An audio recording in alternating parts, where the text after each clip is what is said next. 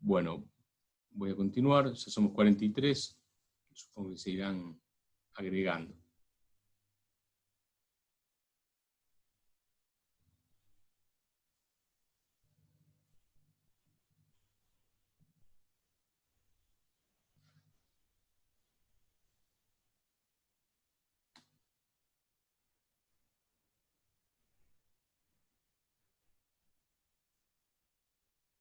Bien.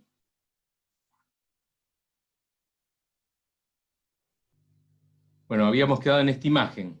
Es interesante hacer esta comparación entre dos imágenes, básicamente muestran dos ciudades casi de la misma época, ¿no?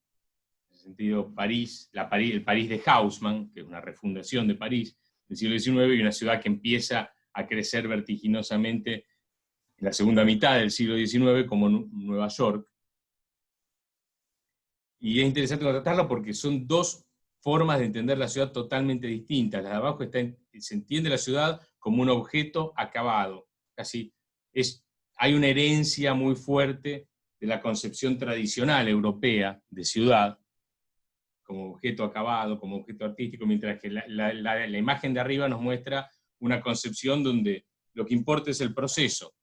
Esto es un objeto que se está reinventando. Yo podría sacar un edificio de esa imagen, agregar uno nuevo y no cambiaría demasiado.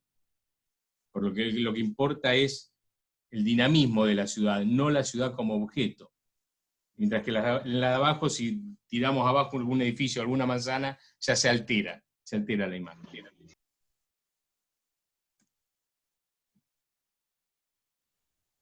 Y ese contraste, volvemos a nuestra latitud, ¿no? El caso de Rosario. Estos dos gráficos son gráficos realizados por Oscar Monsfeld en 1964 y que muestran, el de abajo muestra cómo era el entorno del monumento a la bandera en ese momento en lo que se refiere a edificación.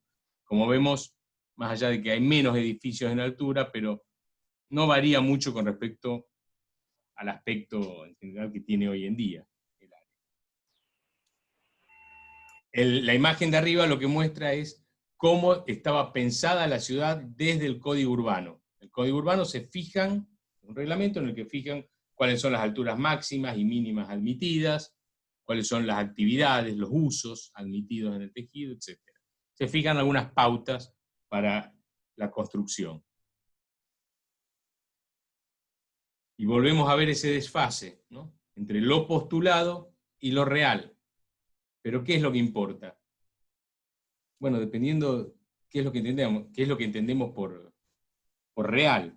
Pero lo que es fundamental es que en nuestra forma de entender la ciudad, generalmente está absolutamente condicionada por esta idea, por esta imagen que vemos arriba. Nosotros tendemos a entender la ciudad en esos términos, aunque esté muy alejada de lo que es la ciudad real.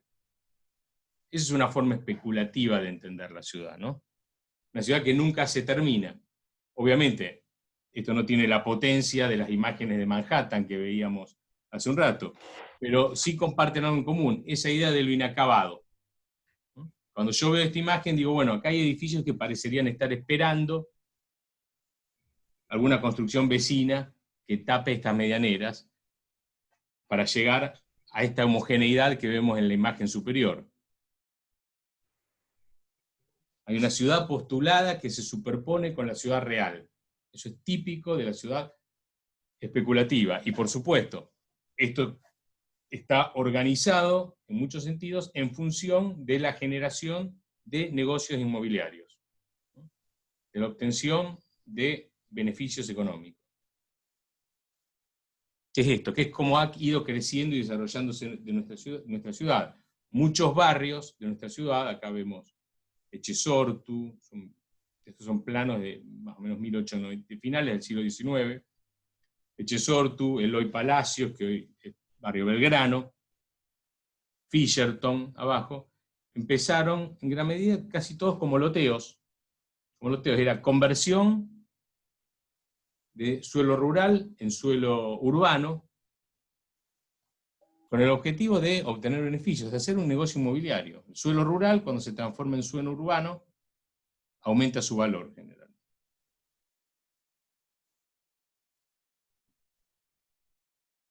Y así nació nuestra ciudad. Estos son otros dos gráficos también de Monsfeld, que muestra el momento que muchos consideran fundacional de la ciudad de Rosario. Ustedes saben que Rosario no tiene un acta de fundación como puede tener Córdoba, como tiene Santa Fe, Buenos Aires, que fueron ciudades fundadas por españoles. Rosario es una ciudad postcolonial. Empieza a surgir porque hay gente que se empieza a instalar en la zona, y muchos consideran que el punto de partida fue lo que hizo un antiguo propietario, que era Santiago Montenegro.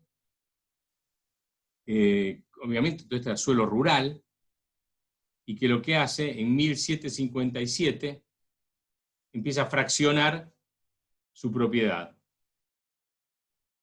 Y hace una pequeña donación a la iglesia, que es la manzana donde hoy se levanta la catedral, cede también una pequeña proporción de suelo para construir una plaza, y empieza a subdividir su propiedad para venderla a otras personas. La idea era, obviamente, hacer un negocio inmobiliario.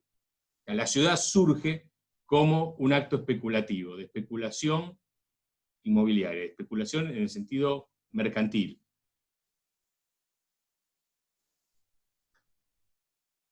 Y es esto. Hay un autor, Alex Krieger, que habla sobre la ciudad americana. Esta es una típica característica de la ciudad americana.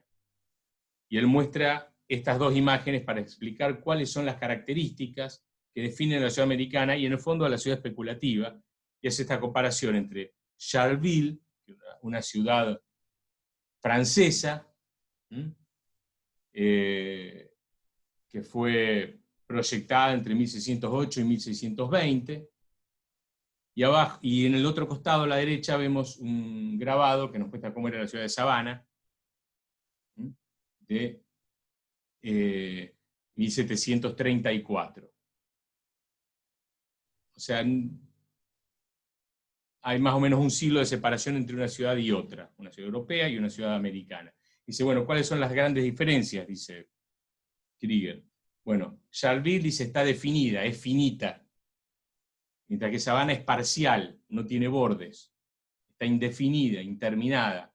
Charleville está organizada jerárquicamente, tiene una centralidad, hay una jerarquía. Savannah es una matriz, que puede crecer en cualquier dirección, no hay jerarquías claras en esa organización espacial. En Charleville se distingue claramente de todo lo que tiene alrededor, podemos identificar lo que es campo y lo que es ciudad. Mientras que Savannah es simplemente una porción de suelo, de bosque, donde se talaron los árboles. No hay bordes definidos. En Charleville, dice Krieger, hay una forma colectiva, hay una idea de totalidad, de unidad. Savannah no, se ve en realidad como la sumatoria de un montón de elementos individuales que en conjunto conforman una totalidad. Charleville se ve como una estructura urbana estable, terminada en sí misma. Savannah claramente está incompleta. Dice, bueno, todas estas características que él muestra acá son características típicas de lo que es una ciudad especulativa y son características de prácticamente casi todas las ciudades americanas. No solamente norteamericanas, sino también nuestras propias ciudades.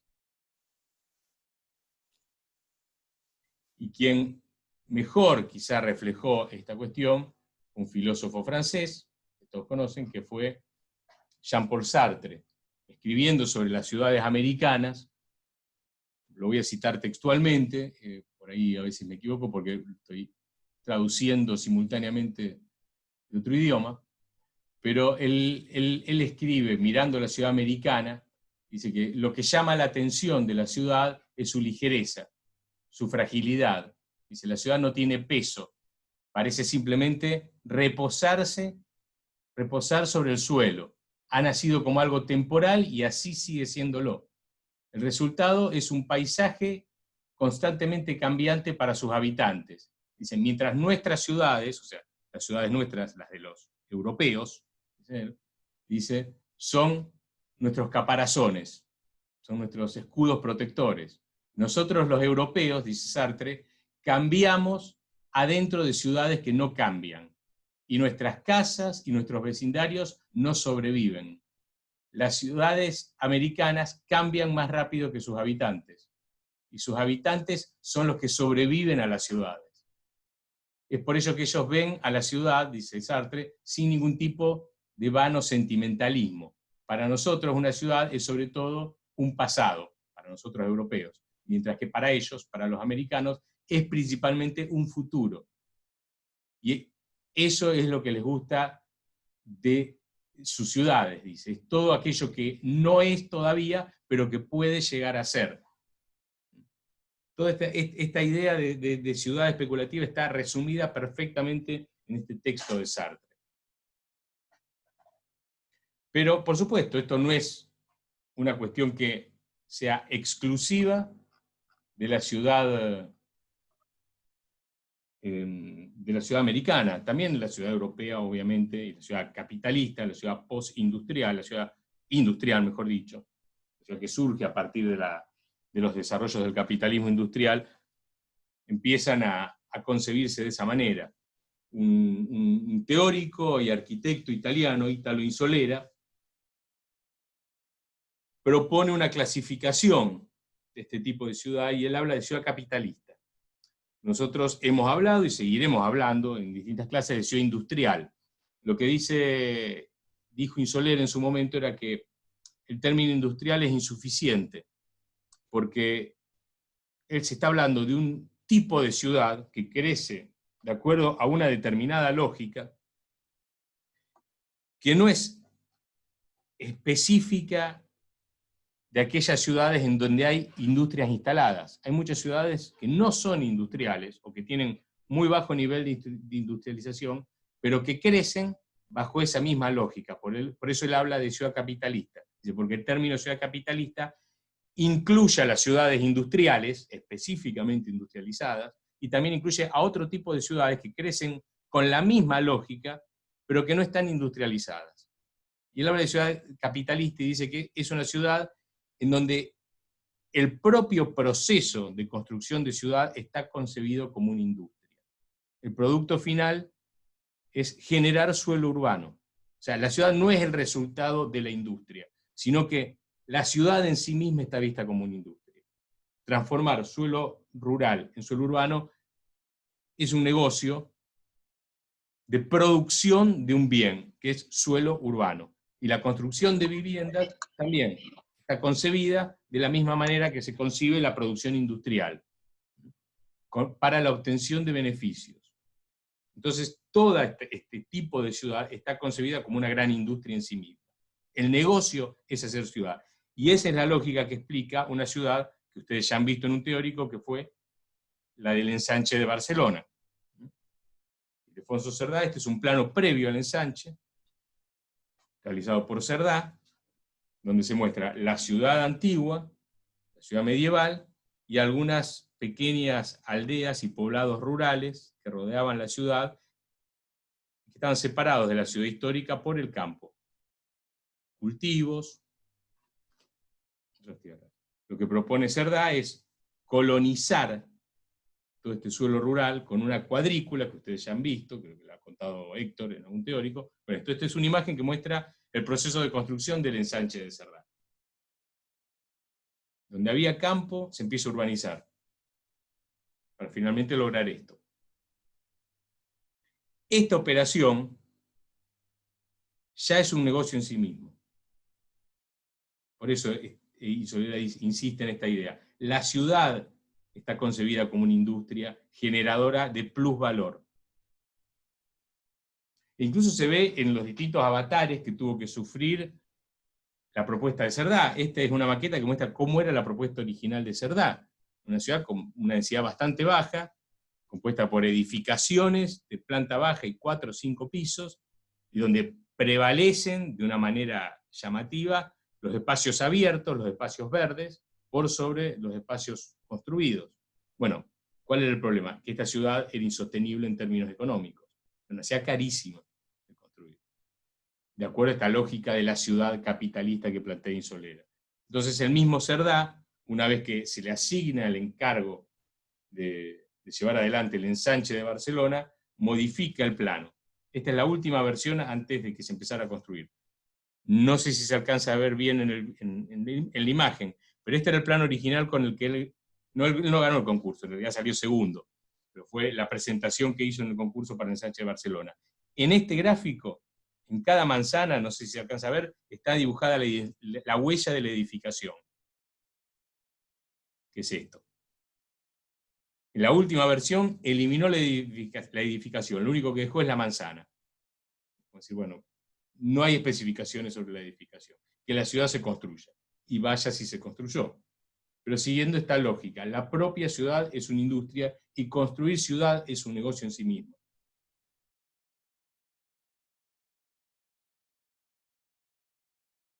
Y si hablamos de industrialización, tenemos que hablar también de todos aquellos desarrollos tecnológicos que fueron fundamentales para el desarrollo de la ciudad industrial, como por ejemplo el ferrocarril. El ferrocarril irrumpe en la ciudad, es uno de los grandes inventos que explican la explosión de la ciudad y el surgimiento de la ciudad industrial, y altera la ciudad drásticamente, primero en su interior, donde es necesario reacomodar a veces ciudades preexistentes a estas nuevas infraestructuras que empiezan a penetrar en la ciudad. Con sus infraestructuras y también con sus equipamientos, como las grandes estaciones. Pero también este invento del ferrocarril permite dos cuestiones. Primero es el origen de lo que son los procesos de suburbanización. Acá vemos los distintos barrios suburbanos de la ciudad de Chicago que se iban organizando alrededor de estaciones de tren y que todavía perviven. Pero más importante es en otra escala. El tren, el tendido ferroviario, como elemento colonizador del territorio y urbanizador. El tren no solamente va uniendo ciudades preexistentes, sino que también alrededor en torno a nuevas estaciones que se van armando como postas, van surgiendo nuevas ciudades. Esta imagen nos muestra cómo era el tendido de la red ferroviaria en Estados Unidos en 1870 y está 20 años después. Esto es un proceso, un elemento urbanizador. El tren. Esta imagen a la izquierda vemos, por ejemplo, el tendido de las vías férreas de el Illinois Central, una compañía ferroviaria, y la imagen del costado nos muestra una de las tantas cientos de ciudades que se empezaron a fundar alrededor de estaciones que estaban en el medio del campo. Obviamente, con la idea de generar un negocio inmobiliario. Pero muchas de estas ciudades no quedaron en nada, o quedaron así, como se ven en esta imagen. No pudieron crecer. Otras se transformaron en grandes centros urbanos. John Rebs, en su libro fundamental, para aquellos a los que les interesa la historia de la ciudad americana, The Making of Urban America, cuenta un caso que es paradigmático, ¿no? Que es el de Darius Holbrook, un emprendedor que en 1835 compra suelo rural, busca inversores y los convence de comprar suelo rural en un lugar que tenía un valor estratégico, que era al sur del estado de Illinois, en la confluencia de dos ríos, el río Ohio y el río Mississippi, y además logra un acta de compromiso gubernamental de que si no es por ahí, va a ser en las cercanías que va a haber una estación de tren. Se estaba atendiendo el tren y dice, bueno, la compañía del Illinois Central se compromete a que va a poner una estación por ahí. Entonces, Holbrook, ni lento ni perezoso, ata a cabos y dice, confluencia de dos ríos, puerto, futura estación de ferrocarril, esto es un negocio seguro, busca inversores, compra la tierra, contrata a uno de los principales arquitectos del momento en Estados Unidos, que era William Strickland, y en 1838 Strickland, junto con un socio, que era un ingeniero y un geógrafo, proponen este plano para la ciudad de Cairo. O sea que tenía sus pequeños problemas, también sus dificultades por el tipo de suelo, por la fundación, por la cercanía al río, etc. Pero bueno, proponen un plano de una ciudad muy organizada. Lo que está en negro era lo primero que se tenía que construir. Y todo lo que está en línea de trazos, en línea puntuada, es el futuro. Cómo la ciudad podía crecer. y ya hay una especulación acerca de por dónde iba a pasar el tren, como estamos viendo. Bueno, esta era una perspectiva del proyecto de Strickland, ¿no? Su socio. ¿Cómo se preveía que iba a ser esa ciudad?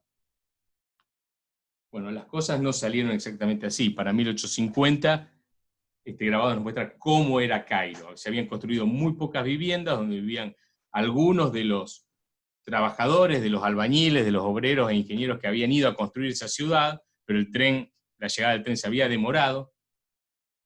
Ya empezaban a aparecer artículos, incluso en algunos periódicos, haciendo referencia a que Holbrook lo que había hecho era una gran estafa. Se empezaba a sospechar que Holbrook y sus socios se habían escapado con el dinero de los inversores y que lo que se había vendido con esta imagen finalmente era esto. A partir de ese momento, obviamente, Holbrook no pudo escapar de sus obligaciones, buscó otros arquitectos, otros ingenieros, empezaron a redefinir o a rediseñar el plano de la ciudad, y empezó a hacer gestiones, obviamente, para conseguir finalmente que el Illinois Central construyera el ferrocarril, cosa que se hizo. Este es uno de los tantos planos, se hicieron muchísimos planos para esta ciudad, este es uno de los tantos planos que se hicieron, de 1850, de otro de los proyectos, pero en 1862 era esto la ciudad todavía. Esto era una ciudad inundada. El río crecía en la confluencia de los ríos y se inundaba cada rato. Hasta que finalmente, para 1888, se construye el ferrocarril, y esta es una imagen que nos muestra cómo era la ciudad para aquel entonces. No parece para nada una ciudad planificada, parece una ciudad que se fue construyendo sin ningún tipo de planificación, pero bueno, finalmente la ciudad arrancó. Holbrook se salvó y sus socios se salvaron aparentemente de ir presos, pero quedó en esto la ciudad prácticamente. Esta es una imagen actual de Cairo, que apenas sobrepasa los 1000 habitantes. O sea, la especulación y el potencial de la ciudad implica esta idea de arriba. Yo hablaba de incerteza. La Real Academia al principio, cuando hablábamos de especular, hablaba de incertidumbre, de no tener el suficiente conocimiento. Bueno, siempre hay un componente de apuesta a futuro, que puede salir o puede no salir. En este caso, no salió, pero es una de las posibilidades de esta forma de entender la ciudad de la especulación. Acá, donde tengo el cursor, vemos la estación de tren, que hasta levantaron las vías del tren, prácticamente no quedó nada. Y esta es una imagen del centro de la ciudad, que es muy linda, muy pintoresca, pero no da para caminar. Quien visitó la ciudad de Cairo en el momento en el que se estaba desarrollando fue Dickens, el escritor inglés.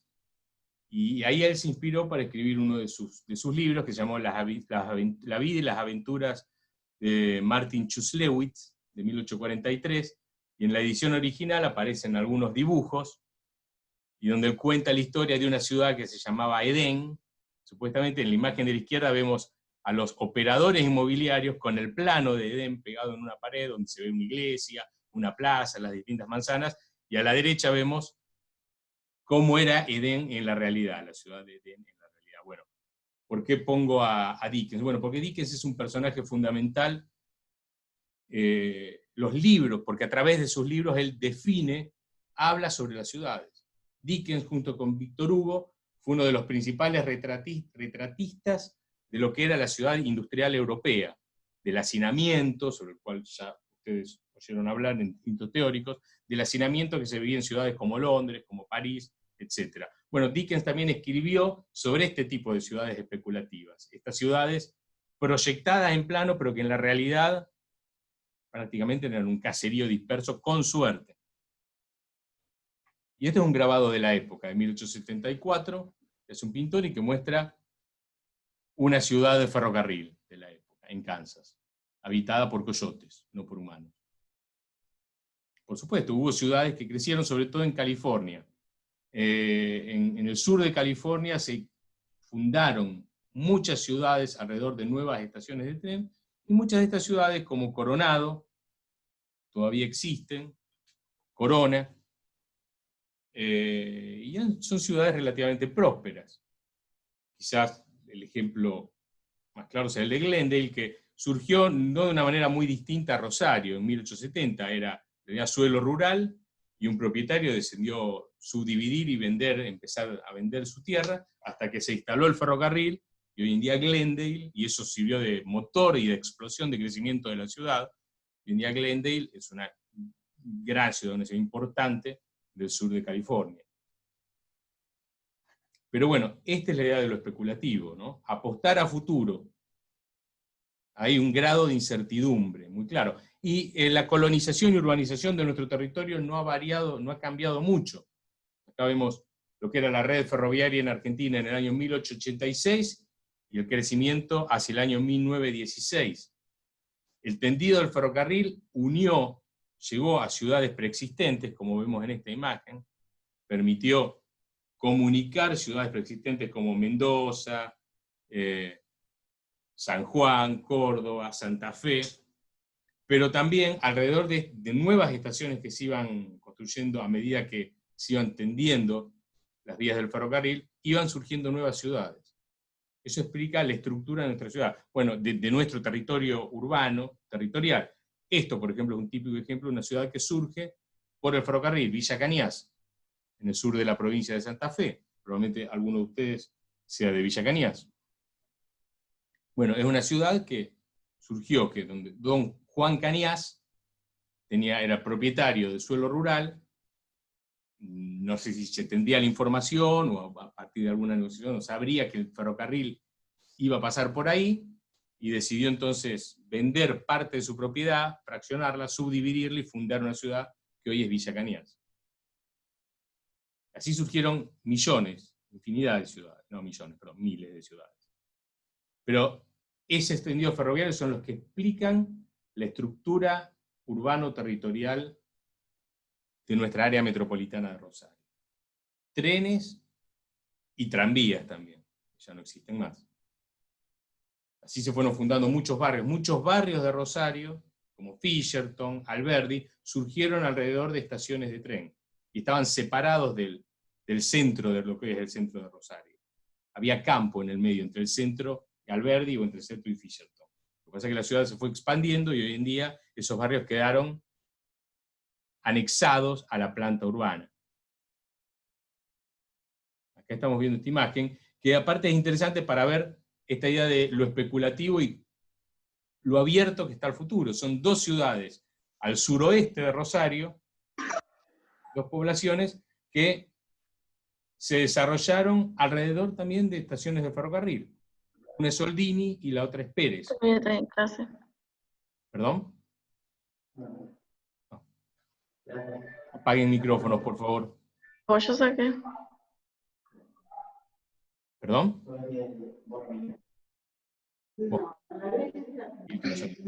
No se distraigan y traten de apagar los micrófonos. Estas son dos ciudades. Vemos la ruta 33 y estaciones de tren, los cuadros de estación. Aquí y aquí en Soldini. Una ciudad se desarrolló mucho, como Pérez, y sigue creciendo. Soldini quedó congelada, tiene muy pocos habitantes, casi funciona como un barrio de Pérez, o un barrio de Rosario. Pérez en muchos sentidos también funciona como un barrio, en algunos aspectos como un barrio alejado de Rosario, pero esta idea, surgen más o menos en el mismo momento, una se desarrolla más, otra menos. Esta idea es otra de las características de lo especulativo, la incertidumbre, la apuesta a futuro. La apuesta a futuro en función de un negocio, por supuesto. Esto es lo que yo explicaba antes. La estructura territorial urbana de toda nuestra región se explica a partir del ferrocarril. Manuel de Solá Morales habla de las infraestructuras, de distintos tipos de infraestructuras. Dice que hay algunas infraestructuras que las llama coloniales, que son infraestructuras, de alguna manera, que promueven la colonización, o sea, la transformación del territorio. Muchas veces el ferrocarril, y en nuestro caso así ha ocurrido, ha funcionado como una infraestructura colonial. Por favor, los micrófonos. Veo micrófonos abiertos.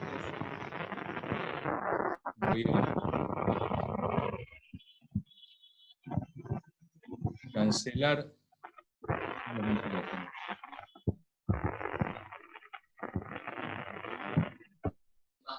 Roberto, discúlpame, vos podés silenciar a todos los demás. Sí, estoy intentándolo, pero veo que no. Pongo mute all.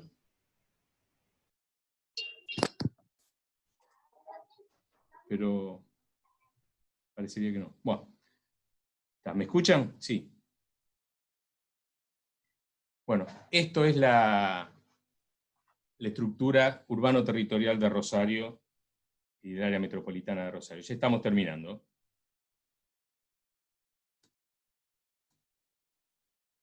Y para cerrar, ¿cuáles son las tres características, o tres de las características que definen lo que tenemos como ciudad especulativa? Es interesante establecer un paralelismo a veces entre lo que ocurre en la ciudad y determinados desarrollos, como la tecnología, hablábamos del ferrocarril, el desarrollo de nuevos sistemas económicos, de nuevos modelos económicos, pero también otras cuestiones que se están desarrollando en la ciudad, porque en muchos aspectos la ciudad como hecho físico es reflejo de una determinada sociedad. Esto es algo que es discutible, nosotros lo damos como por sentado. Yo creo que la ciudad construida es reflejo de la sociedad, o sea, la urbis es reflejo de la civitas, pero siempre con algún delay, como dice el filósofo alemán Peter Sloterdijk, ¿no? Siempre la ciudad física va un poco a la saga, va un poco retrasada con respecto a la sociedad. O sea que lo que nosotros vemos, nuestra ciudad construida, es reflejo de lo que era nuestra sociedad hace un par de años atrás, siempre va un poco atrasada. Hay literalmente un delay.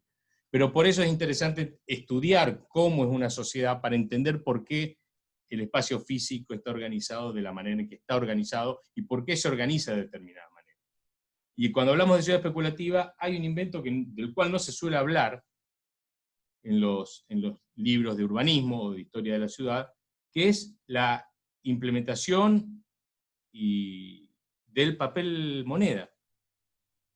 El papel moneda se había inventado hace muchos siglos por los chinos, pero nunca era algo totalmente utilizado. El que lo llevó a Occidente fue Marco Polo, y dice que cuando contaba que en China había papel moneda, los italianos no lo podían creer, les parecía absolutamente absurdo, porque lo que existía era la moneda metálica. Era un problema la moneda metálica, porque imagínense lo que era trasladar dinero. Solamente el peligro de llevar unas bolsas llenas de monedas, de plata, a veces de oro, de distintos tipos de aleaciones.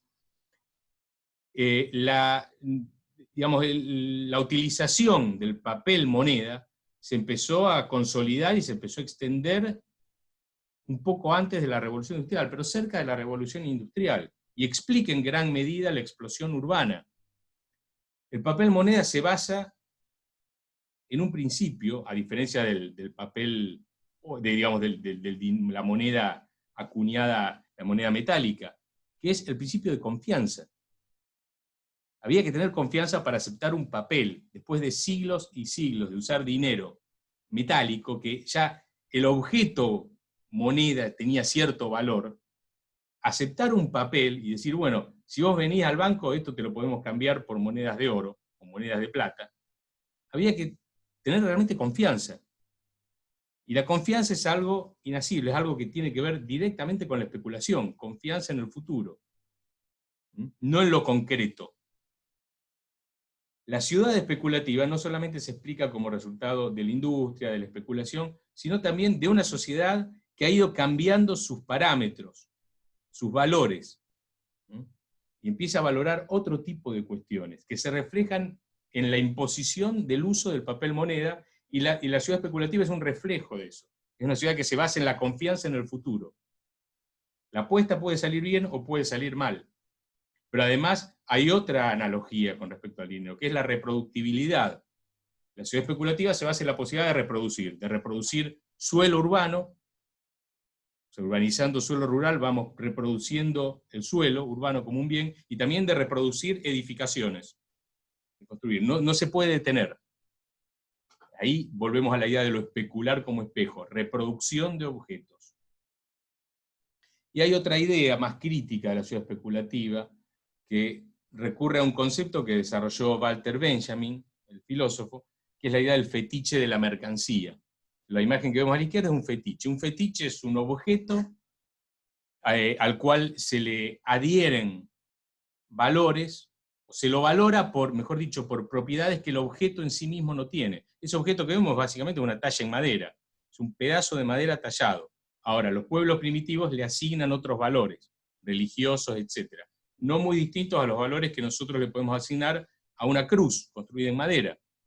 Una persona que no tiene idea de lo que es el cristianismo va a decir, bueno, son dos pedazos de madera clavados y nada más. Pero nosotros le adherimos otros significados. Eso es un fetiche.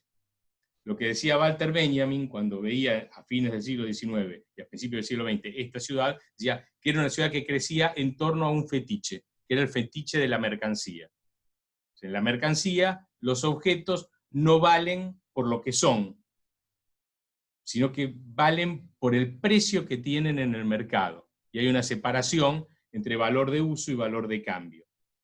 No es que el valor de uso desaparece, como sostienen erróneamente muchos teóricos, que es una estupidez decir eso. Pero sí, lo que es real es que el valor de cambio empieza a ser mucho más importante en la configuración, en los procesos de configuración de la ciudad. Y ya vemos la última imagen y cerramos, que queda un minuto. Esta es otra de las características que tiene la ciudad especulativa. La apuesta a futuro. Lo que importa es lo que puede llegar a ser más que lo que es. Esto es Seúl.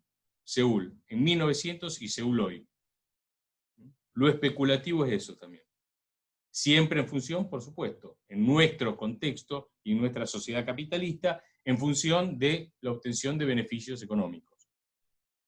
Pero esa es, podríamos decir, la esencia de la ciudad especulativa. Una ciudad en donde los procesos son más importantes que el objeto, en gran medida.